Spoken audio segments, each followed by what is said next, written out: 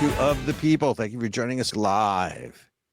And to our fans, I apologize. Ericka had to remove herself for today, but she'll be back next week. But I want to talk about triggered. Last week, there was a dance competition in Seattle, Washington, where one of the teams that was participating was precluded or asked not to compete because the uniforms that they wore triggered, quote unquote, some people in the audience and made them feel unsafe and threatened. It's the Borderline Dance Company. So much for the name. But I want to show you a picture of the uniform. Lord Benjamin, if you can put that picture up, let's show the audience. So this is the Borderline Dance Company. And if you notice, their uniforms are of the American flag. So it's the American flag that triggered the people hosting it. It was the Emerald City Hoedown, and it was the Rain Dance Company, which is some LGBTQ company, and they were asked or told that they could not compete because of their uniforms. So we've now gotten to the point where the American flag triggers people to feel unsafe. I guess since we now live in America, where on U.S. soil you can chant death to America, and that's okay, then the symbol of America and its freedoms triggering people shouldn't come as a surprise to most people in all of this. But let's remember where most of this started, right? We go back to Michelle Obama, former First Lady, who said, "I never felt proud of my country until my husband was elected." So disrespecting your country, those traditional values, those American freedoms, of course, they're going to trigger people. But let's talk about the whole concept of being triggered. So what is it? So triggered means that what you say or what you do is going to make me feel unsafe. Right? That's the whole concept here of triggering. So my first question in all of this is, why are the Democrats the only ones, or the progressives, that are allowed to be triggered? Right? Back in the summer of 2020, Black Lives Matter protests, remember those, mostly peaceful? I felt threatened by those. I felt unsafe. I felt uncomfortable.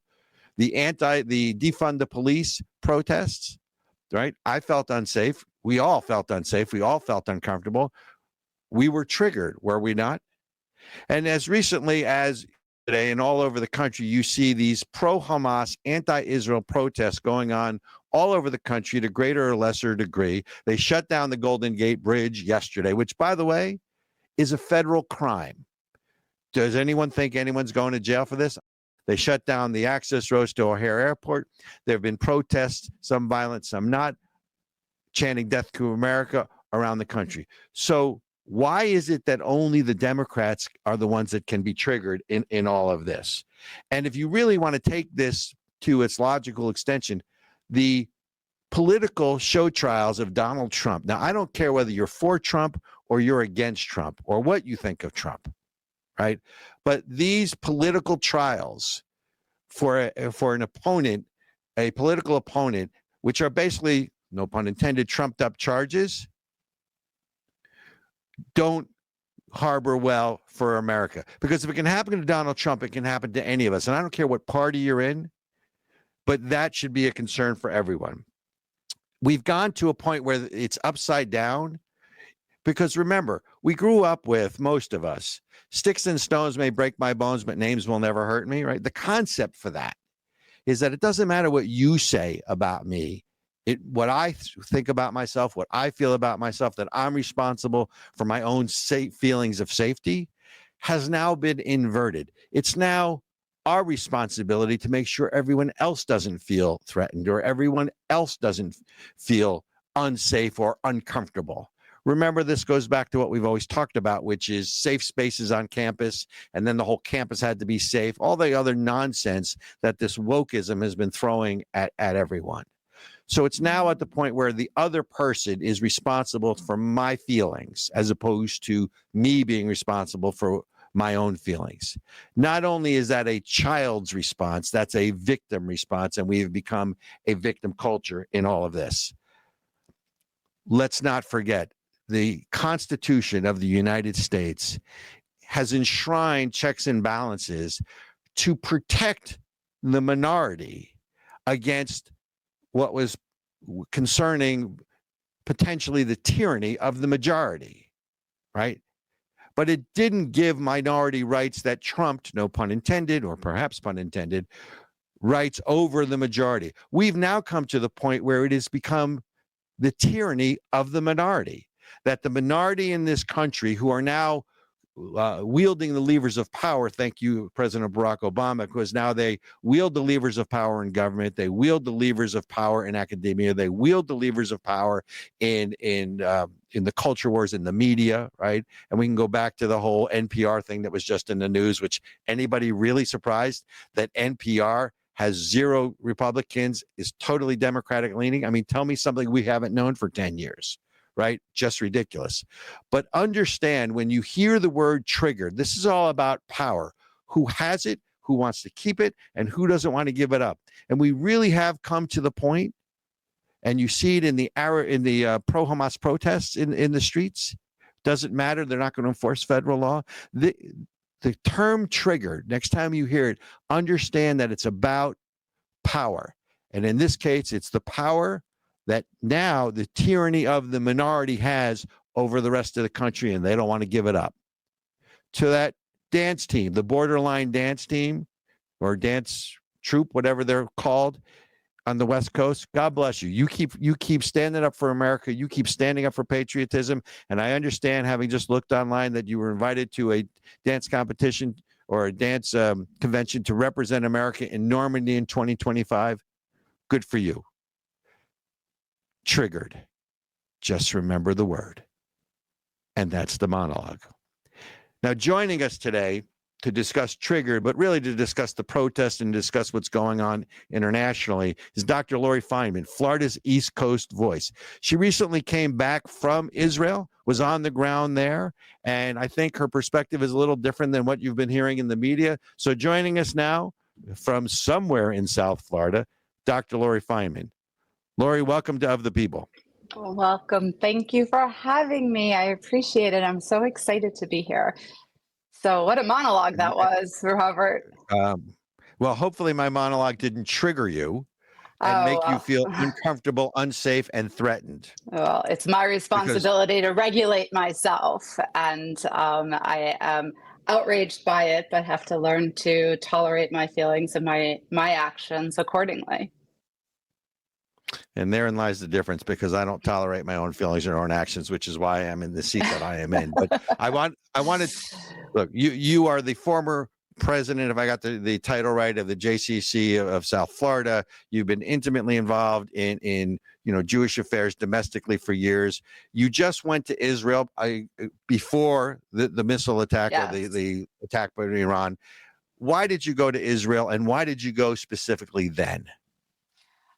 So, Israel, we consider a home for us. We feel very much aligned with the Jewish people there. And we decided to go because we had had such a meaningful experience there over the summer that we thought it would be important for us and our children to go back and see what's really going on over there. And we decided to go over there for spring break, and people thought we were absolutely crazy, but we really wanted to get a sense of if what we were seeing on the media was true, because when we would speak to our friends over there, it seemed a little bit different. So we really felt that we wanted to go there, support the economy, support the people, and see with our own eyes what had happened to our home.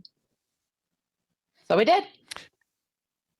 And I think my first question for you is, the narrative in the media here is that Israel is unsafe and most people don't want to go. Did you feel safe when you were there? Totally. We felt 100% safe, and we were probably in some of the quote unquote highest risk areas. We spent 3 days touring, and forgive the terminology that I'm going to be using. I'm going to try to speak to your people, but they don't call it this necessarily in Israel, but the West Bank. So we were 3 days in the West Bank. Back up. So what do they call it in Israel? Well, sometimes it's, they always call it Judea and Samaria. Judea and Samaria. One person posed it to us as the East Bank, because it's east of Jerusalem. Not, why would you reference something in Israel that is reference to Jordan? Just doesn't kind of make sense. If you're living there, then you're giving Jordan all the power rather than your own country. So they call it the East Bank. And so here we call it the quote unquote West Bank, because that's what politically people want to reference it as, because it sets it apart as a part of Israel that is up for debate about whether or not it's Israel or under the reign of someplace else, or somebody else. Well, let's keep in mind, these are also the same people who call it occupied territory, Exactly. ignorant of the fact that 14 years ago, or no, 24 years ago, that Israel withdrew from the West Bank in Gaza, so Correct. named the West Bank in Gaza, and gave them control, and gave the Palestinian population, whether it was through the PLO in the West Bank or whether it was Hamas in Gaza, gave them control of their own destiny, only to these many years later launch what I would call a war on October 7th against the Israeli people. I mean, people want to call it a terrorist attack, but it really wasn't. It was an act of war, followed up by the Iranian attack that we just saw over the weekend, which is the first time that a regional power of Iran stature attacks another sovereign country, and not through a proxy war, right? But I want to get back to when you were there. So sure. What did you, I mean, give us a sense for the people that were there. I mean, sort of the, I will tell people that, your background is a psychologist. I'm not asking you to see it through that lens, but I know you have that sensitivity versus the narrative that's being portrayed in the media of a divided public in Israel, and obviously against the backdrop of people like Senator Schumer, who went on TV and basically advocated for the overthrow of the political administration of a friendly government. Sure. And when do we have the right to do that to another country's democracy? But whatever, that's a whole nother issue. No, what I saw, and I can only speak to what I saw, is even from the time of June when we were there till now, when we were in there in June, lots of people were discussing the political upheaval, a lot of the protests in Tel Aviv. We were actually caught up in a protest. This was, again, back in June, on some of the social issues and some of the governmental things that were going on. When we got there this time, it was, you didn't see any of that. You didn't hear any of that. If we were with somebody who was in their 20s, or we were with somebody who was in their 60s, if we were with somebody who was religious, if we were with somebody who wasn't religious, everybody could still articulate, well, I don't necessarily support all of it. However, we are a nation right now that has been violated. We have hostages in another area that we need to get free. And therefore, whatever we have to do to come together, we are going to do, and we're going to put our differences aside. And that was across the board what we saw. And it was beautiful. And it was the antithesis of what we're hearing in the media here. So I was there. I also recently read an article that Rick Scott had put together about his journey over there, and he said the same thing. They came together as a united front with one mission in mind, and that was to get back those hostages and do what needed to be done a long time previously that everybody tried to peacefully find a solution to, and we've been unable to do that. Which makes sense. I mean, the thing that I still come back to is Senator Schumer, and you have to know, and I know that you've been around the political world for, a lot of years as well, but there's no way that someone like Senate Majority Leader Chuck Schumer goes on TV, calls for the overthrow of a friendly government without at least tacit approval from the White House, right? Absolutely. So here you have the Biden White House basically condoning the overthrow of a friendly government, sure, while they are in wartime. Yes. That would be, to me, like advocating for the overthrow of FDR when we were fighting the Japanese after Pearl Harbor. Absolutely. No one no one asked for a proportionate response, by the way, of the Americans, which ended up with Hiroshima and Nagasaki at the end of World War II, after America was violated. But I guess so. My question to you is, how, and I don't know the time frame for when you were over there or not, but were you over there when Senator Schumer made those comments, or were you already back here? I was already back here, I believe. I'd have to look at the exact calendar, but I believe, oh, wait. No, I think he actually made it right before we left.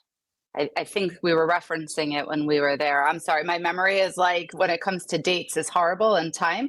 I'd have to look, but I'm pretty sure now that I'm thinking about it, it happened right before we left, because we were talking about it at dinner and how inappropriate it was, how politically motivated it was. And as Jews, and this is the conversation that I at least find myself having in America all the time with my friends, how people are saying how much they support Israel and how they can't believe everything that's happening over there, and the divide that's happening in our country. Yet when they go to the polls, they're going to completely abandon Israel on issues such as abortion and some other socially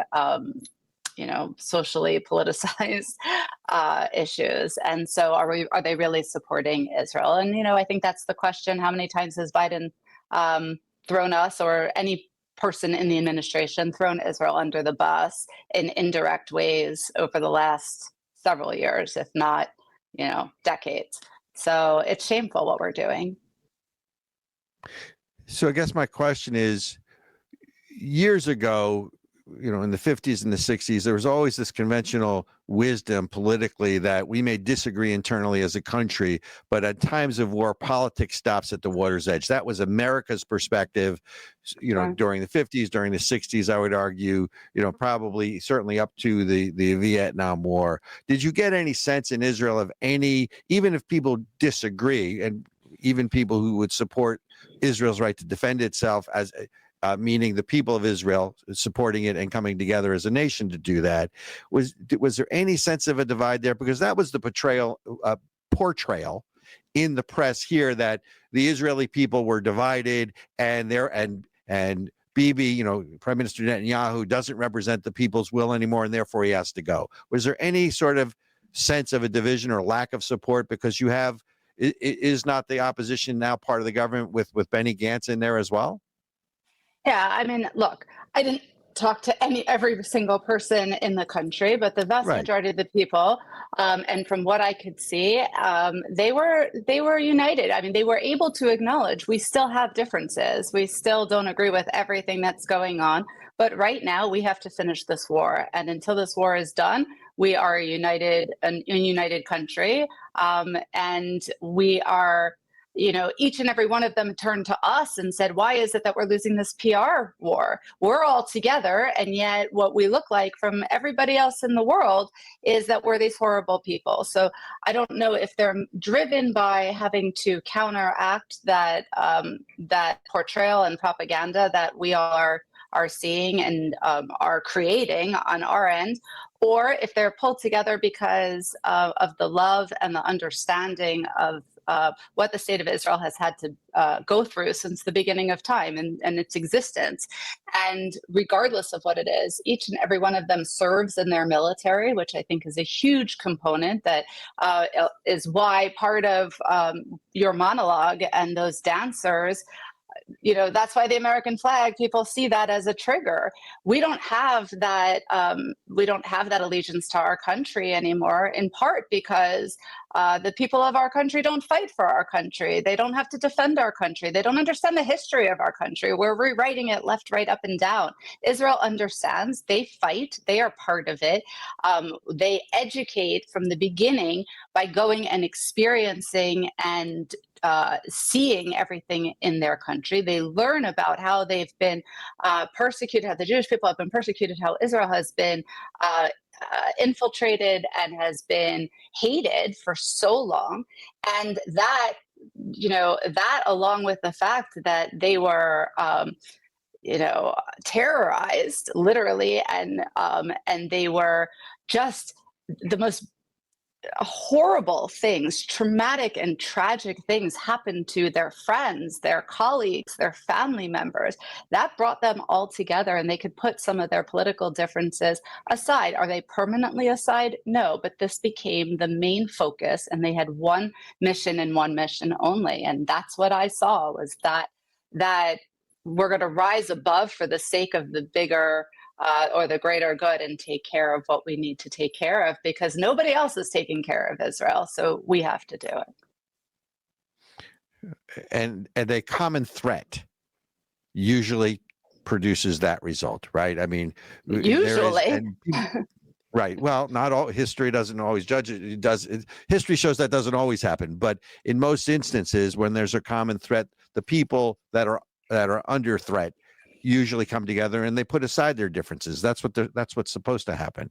The problem is when that doesn't happen, or the problem when you have allies like the United States who are, sending mixed messages at best. And I would argue for political pandering reasons to what I would call the Hamas lobby in the United States, whether that's in Michigan, in Dearborn, where you have in Michigan, I don't know if it was Dearborn or not, I think it was Warren, Michigan, who basically came out and said, we Muslims will murder Jews like sheep. Yeah. You should prosecute anyone for a hate crime, because I think that is, again, one of those woke triggering concepts that inverts justice and inverts the law, right? Free speech, we can talk about with a major ally of the United States who, yes, of course, and I want to segue to the Iran attack in a second, but during the Iran attack, there was a multinational force. Israel obviously got help from Jordan, of all people, of all countries, United Kingdom, United States in deflecting the missiles. But that doesn't alleviate the fact that now you have Iran attacking Israel directly. When you saw that, what was your reaction? And are you in touch with anyone in Israel about that? I have been in touch with people in Israel just via WhatsApp. I have not gotten into the throes of it. However, they were sending me live videos of the rockets and the missiles going over them, and you could hear the fear in everybody and the outrage.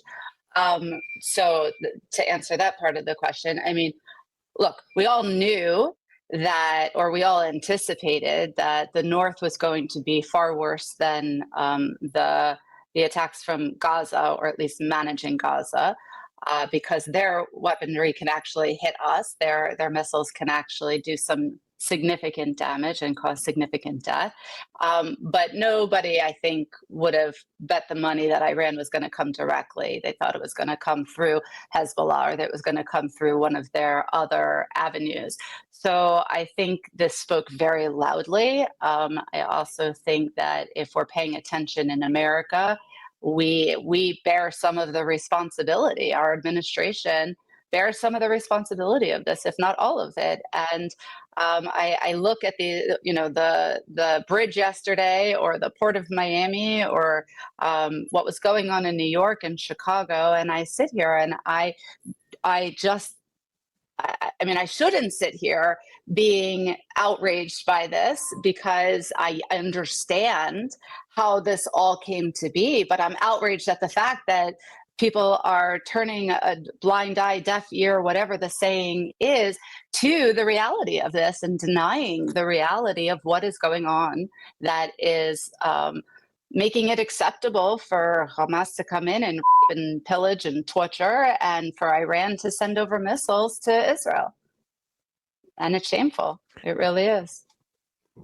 And it is shameful. We do have to go to break real quick. We'll be right back on the other side of the break. Please stay with us. We're with Dr. Lori Fineman, Florida's East Coast voice, about on-the-ground experiences in Israel. We'll be right back, other side of the break. Hi, I'm Robert Chernin. And I'm Ericka RedicX. And we are Of the People. You can find us on Rumble. You can find me on Twitter at RBChernin. And I am at Ericka RedicX. Look us up. You'll be entertained. That we guarantee. Absolutely. She's never wrong.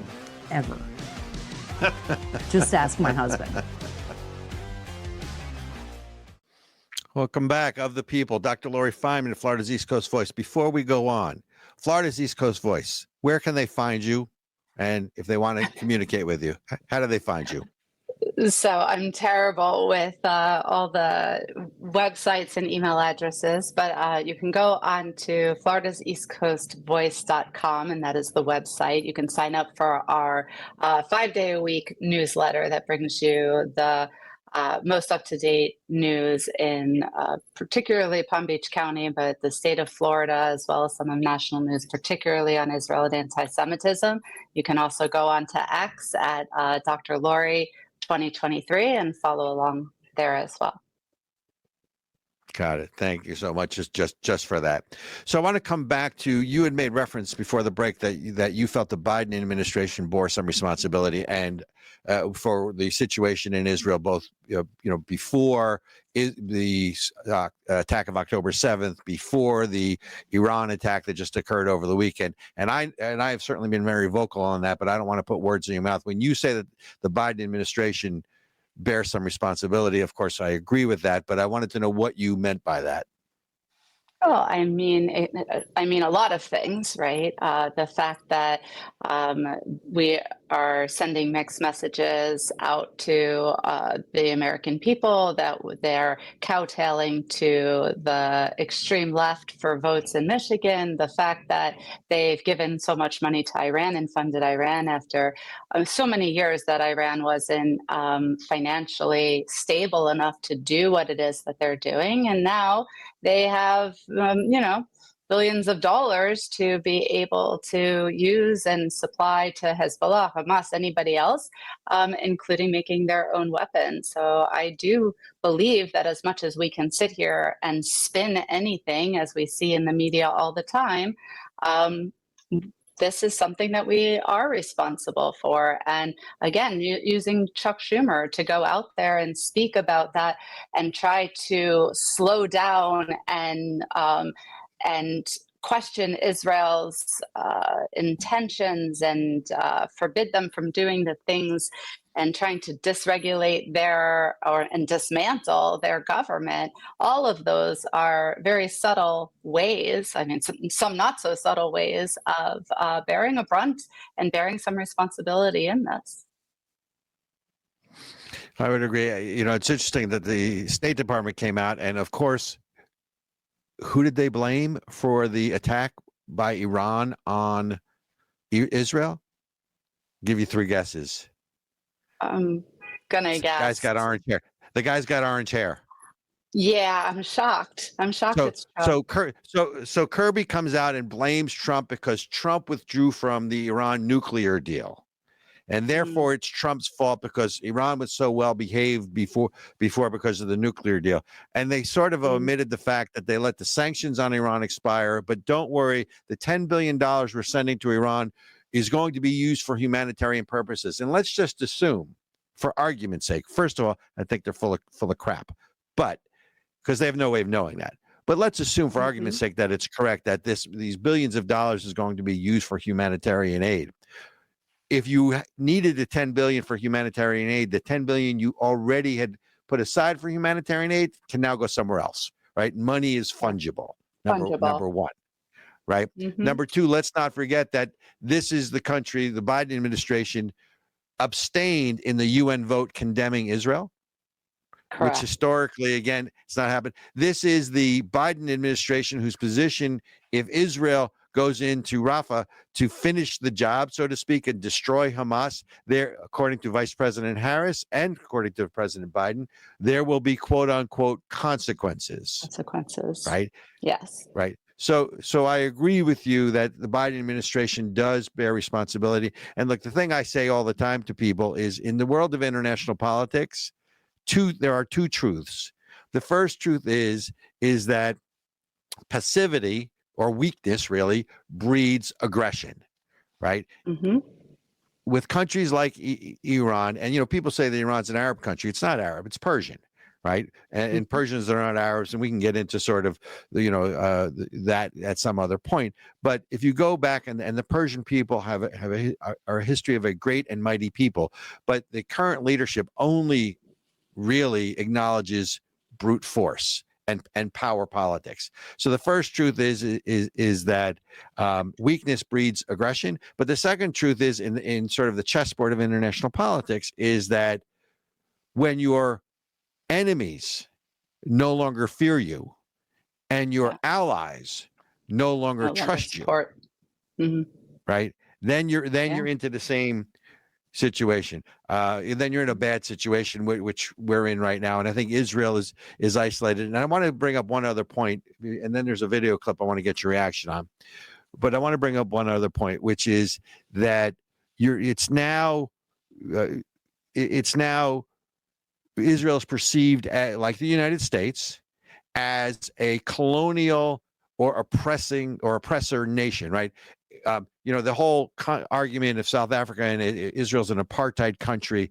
Speak to that a little bit, because I know you've been on the ground there a lot. I know you go to Israel a lot. You have relations there, and the fact that speak to the inclusiveness of society and the human rights, civil rights, gay rights. I mean, people just don't understand here when they hear those.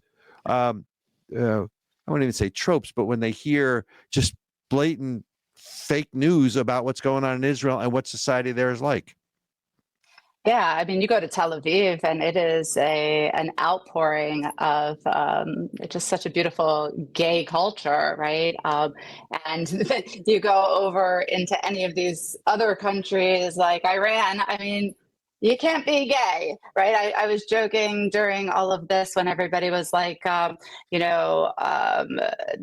LGBTQ for Palestine. And I'm like, okay, you know what? You're going to go over into Gaza and they're going to kill you because of your sexual orientation. Yeah. So no, people are not even just being rational. What this is about, and this isn't totally answering your question, but what this is about is that two things. One, Israel has tried so many different ways by giving back land, by trying to work together with, trying to back down from, and they just keep getting attacked and attacked and attacked. When we were there in June, we went through the West Bank, and our friend said to us, when you hear what's happening and when you hear what's happening in Israel over in America, what are you hearing? And we said, oh, you hear about the refugee camps, right? And he's like, what do you guys think about when you mean the refugee camps in Gaza? Yeah, well, in Gaza, in the West Bank, in both, right? Because that's how it's portrayed over here, right? And when you hear about a refugee camp, what is that like? Oh, okay, well, my nieces, nephews, all the people that we were with, right? Poverty, right? Walking barefoot, nothing. Right. And so we drove past what they consider a refugee camp. And what he was showing us was, 6-bedroom homes and, Mercedes, BMWs driving the same thing. And the only way that you could really tell in the West Bank the difference between the Arabs and Israelis is the color of their license plate. But even that, they still lived in peace, relatively speaking, just like in America, like 90% of us live in peace. There are the outliers, there are the extremes all the time in cities and even, in our suburbs that just for whatever reasons will always be a problem. But the vast majority of people are, relatively kind and generous, and these were people that worked for him. These were people that worked for his family. These were people that he did business with and for. And what's interesting is since that time, not everybody can say that over there. There's a lack of trust now that wasn't there before. There is now, people are looking twice and are suspicious when they see somebody who's Arab that used to be their friend, because what they said was 80% of the people in that area were cheering on Hamas when it happened, which was mind-blowing. These were their friends, right? So what I can say is when I've been there historically, everybody came together, Jews, Arabs, everybody, and for the most part really lived peacefully. Now there's actually a divide that's happening, not amongst the Jewish people, but amongst the Jews. And we almost took like a huge step backwards. The other thing was when we went down into the south, we saw where they had infiltrated. And for people who aren't there, what's the south versus the north? The north is Tel Aviv, the north is Jerusalem. Yeah, I mean, and even more north of that would be even north of that is Lebanon, right, and where Hezbollah is. What they consider the south. So the north, and you're going up to Golan Heights, and you're going. I mean, I've been to Israel, but for our listeners who haven't, we talk about north versus south, and I just wanted to give them some perspective. When we say the north, we're talking about Jerusalem and Tel Aviv, but you go further north to where? To Golan, to Lebanon, to some of the kibbutzim that are north, and then you're at the border of Lebanon. And if you go south, and I don't consider, to me, the south, the real south of Israel is like Eilat, and that's like the southern tip of it. But they consider the Gaza more down by the Dead Sea, and that area. Yes, but they're referencing Gaza as south, and that's where the infiltration happened. And right around that whole area are kibbutzim. And kibbutzim, for Americans, how we have to understand it is these are the hippies. These are the people who believe in peace. These are the people who came to Israel and wanted no borders. They were shouting from the rooftops, no borders. We want to be friends with the Palestinian Arabs. And fast forward. Make love, not war. Right. Make love, not war. Right. And so there were people there that were screaming that from the rooftop. One of the hostages that later passed away, she would go into Gaza and pick up some individuals and bring them back to Israel to get medical care. This was obviously somebody who had trust in those that were living in Gaza. Meanwhile, there are about 3,000 people a day who cross over with visas who come into Israel for work. And they oftentimes work in the kibbutzim. And so they help out with whether it's agriculture, whether it's the homes, doing repairs on homes or whatever the case was. It was some of these same individuals who went back into Gaza and gave Hamas the maps of these kibbutzim. So the first things that they did was they took out and killed, burned, tortured, raped, whatever they did, to all of the above, to the same people that were sitting here calling for peace. So is this really about peace? Is it really about land? No, we gave them land. We gave them Gaza many, many, many years ago when we pulled out, right? This is not about land. This is not about peace. This is 100% about the ideology that they have that the Jewish state and therefore the Jews should not exist. And it's not just about the Jews. It starts with the Jews. But for your listeners, I think there needs to be some reinforcement that this is not just about the Jews. Once they have the Jews and they have Israel, they're coming for everybody else because it is an ideology that believes that everybody in the world should believe what they believe and they should be in charge, and not just Hamas. I mean, the bigger umbrella of it, but this is their spokespeople for right now. And, I could go further in my conspiracy of thinking that this Hamas was just the appetizer and the distraction for what's going to still yet to come. But I'll refrain from I would also elaborating. Well, in this show, we have tinfoil hats in the back where we can give you a tinfoil hat and you could wear one along with the rest of us who put on our conspiracy theory tinfoil hats from time to time. Anyway, most of the time I would argue justified. I mean, under the heading of conspiracy theory, I would argue that one of the reasons that Hamas launched the attack when they did is because Israel was about to make formal peace with Saudi Arabia, and Iran couldn't stand that because it would have weakened Iran's position and it would have created a new dynamic in the Middle East, one of let's call it a millennial of peace, because if Saudi Arabia makes peace with Israel, there's already sort of a détente and peace with Jordan and with Egypt and the United Arab Emirates. And then all of a sudden, Iran is isolated. So to me, I mean, again, I can't prove that.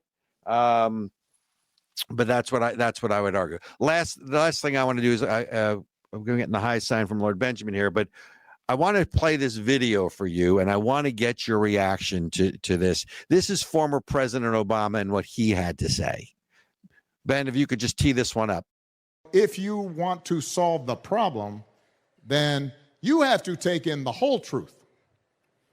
And you then have to admit nobody's hands are clean. Okay, so here's former President Obama saying that you have to take in the whole truth. No one's hands are clean. Basically, a moral equivalence that the Hamas attack was justified because of Israel's hands aren't clean either. What's your reaction to that? I mean, I can't tell you how many times I have this conversation. Look, nothing starts in a vacuum. Let's start there. And so, but we can't justify what happened on October 7th. There is no justification. The people came into Israel and burned, tortured, mutilated, and took hostages, not only Israeli hostages, but lest we not forget there are still American hostages that nobody is speaking about. And if this had happened in any other country, that happened on our soil, there is no way that we would allow anybody to tell us that this was justified, that this was appropriate, that this is not terrorism. It is infuriating to me that there's such hypocrisy, and that this is yet another way that we, with this oppressed and oppressor mentality and this triggering, as you've spoken about, we have set the stage for all of this to happen.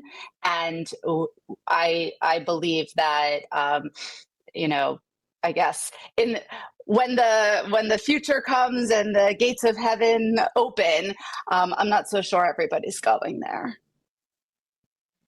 Well said. I think what people have to understand, and I was having this conversation with someone a few days ago, 1,300 or so Israelis were slaughtered, murdered brutally on October 7th. The equivalent in the United States would be if someone launched a war against the United States, and instead of 3,000 people dying on September 11th, about 40,000 Americans had died in one attack.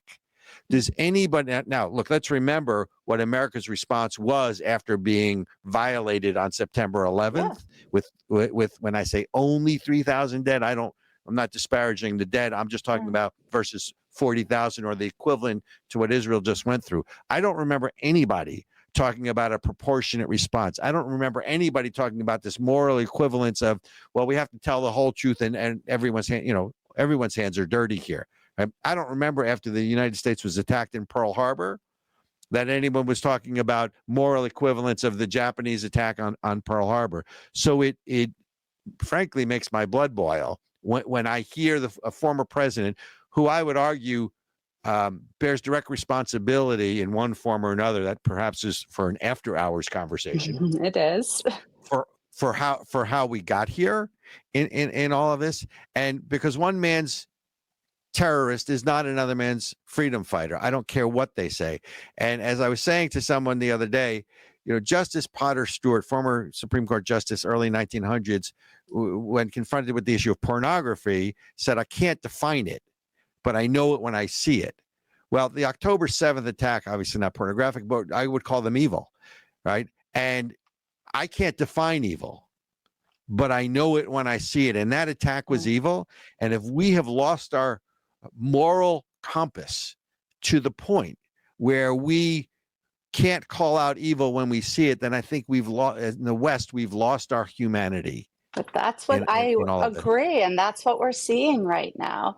These people who are protesting, why are they not, they're calling themselves, activists, right? Peace activists, yet they're protesting and they're supporting war from Iran, on American soil, and I sit here and I'm like, you have lost your way. This is not peace activism. They have not lost their. We've lost our way because we can't call out evil when we see it. These are the same peace activists in Chicago when Iran was they were cheering and hating America. They were cheering. Yes. Right. So that is not a peace activist. That is war. You are cheering on war, and we are doing nothing about it. We are not calling them out. Our governors, are letting people run the streets free. They're not calling this what it is, and it's. I mean, I'm scared for my children if this moral compass is lost in our country. And look, if it's so bad here, go someplace else. Let's see how good it is. Well, a lot of them, celebrities on down, if Donald Trump gets elected, are going somewhere else if you believe their words. The ones that are protesting and chanting death to America will be forcibly removed, and the Bruce Springsteens of the world and Bette Midlers of the world and the Chers of the world are leaving if Donald Trump gets elected. By the way, if there wasn't a good enough reason to reelect Donald Trump, to see those people leave the country would be a really good reason to elect Donald Trump as far as I'm concerned.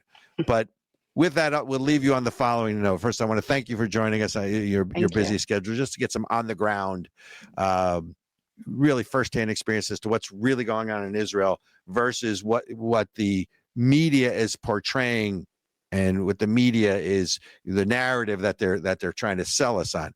But as you know, and as I know, we'll leave with this simple truth: if Hamas or the Palestinians lay down their arms, I say this there would be peace. Mm-hmm.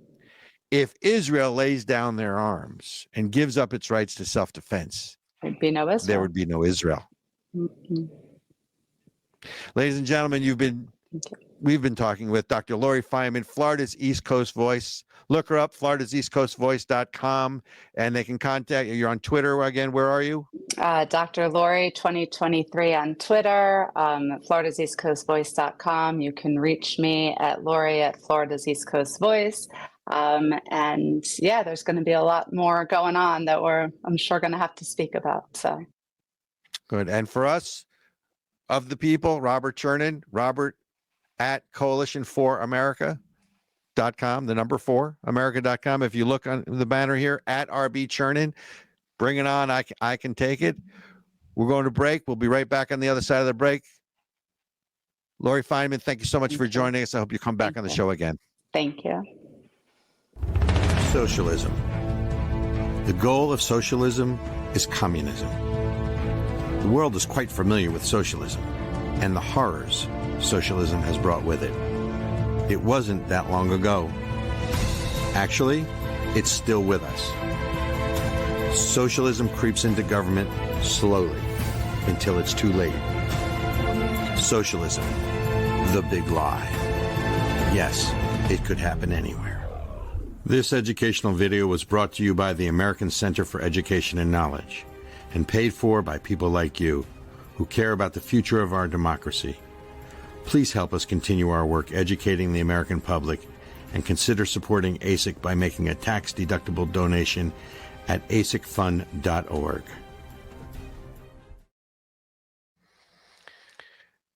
Hello, welcome back to Of the People. Thank you again to Dr. Lori Fineman, Florida's East Coast Voice, for joining us. When we went to break, folks, we were talking about the narrative that is being pushed on the American people with regards to Israel. But to give you some perspective about what I would call designer news, and I think calling it designer news is being nice about it. There was already the editor, now suspended at NPR, who has now come out and said that the bias at NPR was literally so left-leaning that even when facts were shown, or when alleged facts were shown to be false, COVID, Russiagate, other things, they never retracted. They just moved on, because at that point, it's get Donald Trump at all costs. You have Mika Brzezinski and you have Joe Scarborough, who are now on TV saying that this is all Trump's fault because they've polarized the country. He's polarized the country and he's made people angry. You have Katie Couric, who's on Bill Maher. But here, let me give you another good example of how insidious and how nuanced this becomes, right?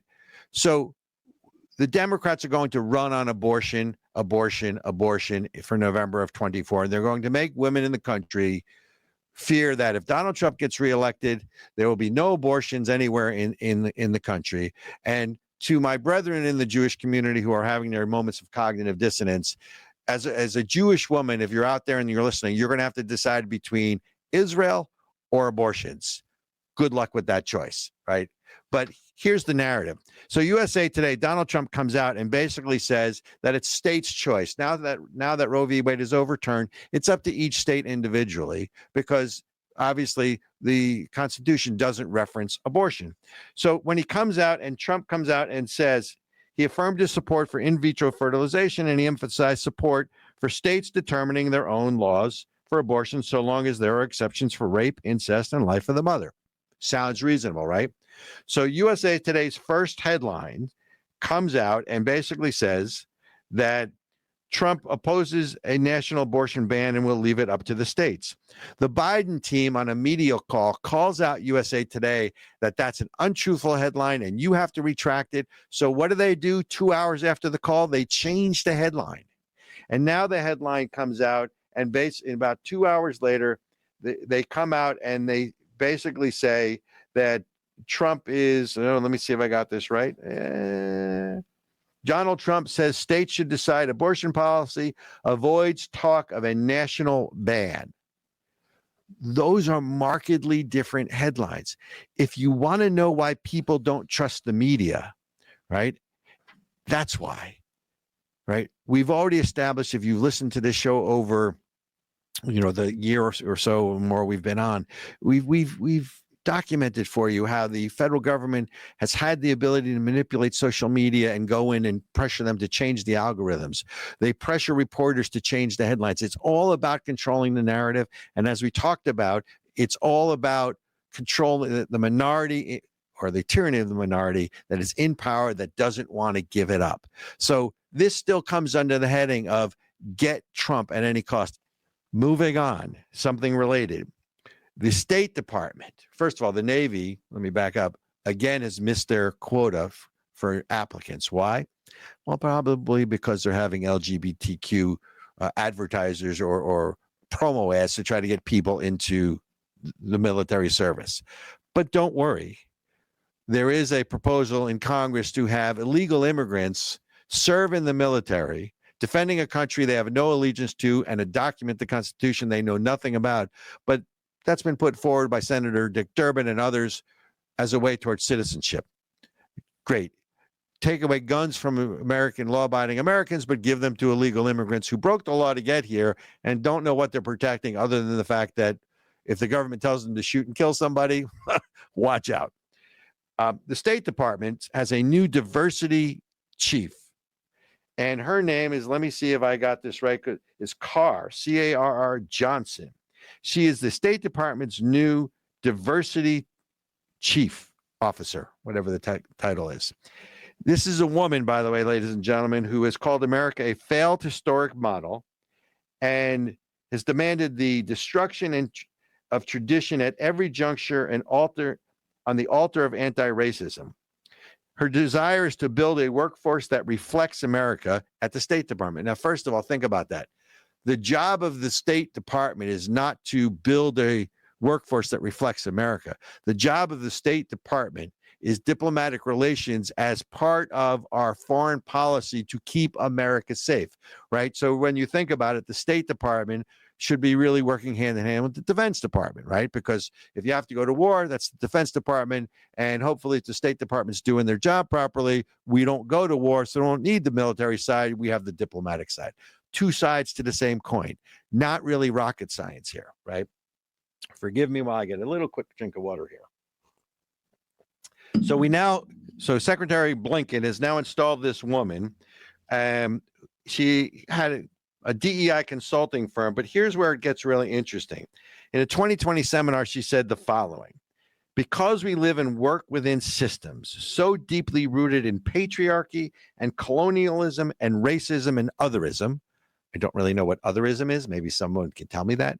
But otherism, it's out there. And otherism, we tend to be very resistant to shifts and changes. It's very uncomfortable for many colleagues. A culture of misogyny has allowed men to act without consequence.